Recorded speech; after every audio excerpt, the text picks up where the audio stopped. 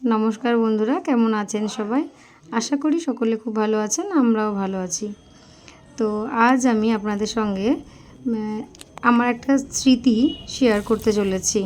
স্মৃতি এই কারণেই যে ভূত চতুর্দশীতে আমরা ছোট ছিলাম যখন, তখন নিজেরা বন্ধুরা মিলে ছাদের মাথায় গিয়ে বসে মাটি দিয়ে প্রদীপ বানিয়ে নিজের হাতে বানাতাম। তো ওটা 1 সপ্তাহ 10 দিন আগে থেকে আমাদের প্রিপারেশান থাকতো। অন্যরকম একটা মজা ছিল ছেলেবেলা সেই সমস্ত দিনগুলোতে। কিন্তু এখন তো বড় হওয়ার সাথে সাথে সবারই ব্যস্ততা বেড়ে গেছে, তারপরে যে যার মতো বিয়ে হয়ে গেছে।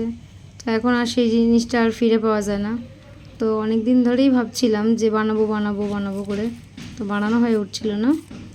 তারপরে অ্যাট লাস্ট কী হলো, আমার গাছের টবের মাটি ছিল, তো সেটা দিয়েই আমি শুরু করলাম, বানানোর পরে লাস্টে কিছু মাটি ছিল, সেটাকে দিয়ে ছোটোবেলায় যেমনি গাছ প্রদীপ বানাতাম, তো ভাবলাম তো সেটাই বানিয়ে নিই। কিন্তু ওই দিন আকাশটাও খুব একটা ভালো ছিল না, মেঘলা ছিল। তো দেখো ওই জন্য শুকিয়েছিল, মানে আধা কাঁচা আধা শুকনো এরকম অবস্থা ছিল। তো তারপরে ওগুলোকে আমি হোয়াইট অ্যাক্রিলিক কালার দিয়ে এক কোট করে রঙ করছিলাম। তো রঙ করতে করতে খুব মানে ছোটোবেলার যাদের সাথে বসে এগুলো বানাতাম বন্ধুদের সঙ্গে, তো ওদের কথাগুলো খুবই মনে পড়ছিল। সত্যি মানে মানুষের জীবনের সাথে সাথে আমাদের কত রকম চেঞ্জিং হয় আমাদের মধ্যে। তো তারপরে আমি এখানে কী করলাম, ওটাকে আবার লাল কালার এক কোট করে নিলাম, করে নিয়ে একটু হালকা রোদ উঠেছিল, তো তখন সেটা দিয়েছিলাম। যেহেতু আকাশটা পুরোটাই মেঘলা ছিল, তো একটু সময় লাগছিল। তো তারপরে এটাকে আবার একটা কোট করা হবে। এই যে এবারে আর এক কোট করে নেওয়ার পরে আমি ওটাকে আবার কিছুক্ষণের জন্য ছেড়ে দিয়েছিলাম, যাতে ওটা ভালো করে শুকানো হয়। এবং তারপরে আবার কিছু ওর উপরে একটু আঁকিবুকি করার চেষ্টা করেছিলাম, ডিজাইন করেছিলাম। এবং তারপর ওটাকে ছেড়ে দিয়েছিলাম যে নিজের মতো নিজে শুকাক। যেহেতু বিকাল হয়ে গেছিলো, তখন তো আর রোদ ছিল না, ছেড়ে দিয়েছিলাম।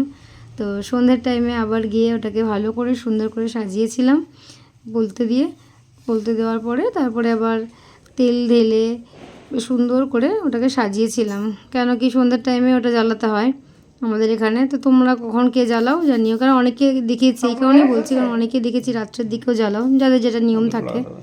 তো সলতেগুলো বড় ছিল, মাঝখানে দেওয়ার জন্য আবার ওটাকে আমি কেটে নিচ্ছিলাম।